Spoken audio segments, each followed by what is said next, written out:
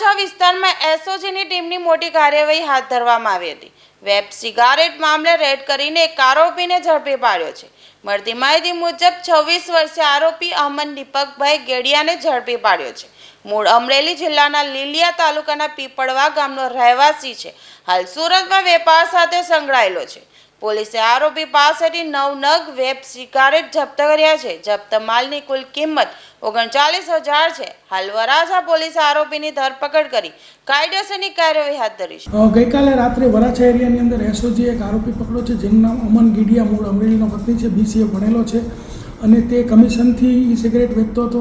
9 નંગ વેબ પકડાયા છે, જેની કુલ કિંમત જે છે 39,000 છે, એટલે એકની 4500થી 5,000ની કિંમત છે અને આ છે એ પકડાઈ ગયો છે અને એસઓજી એની ધોરણસરની કાર્યવાહી કરેલ છે।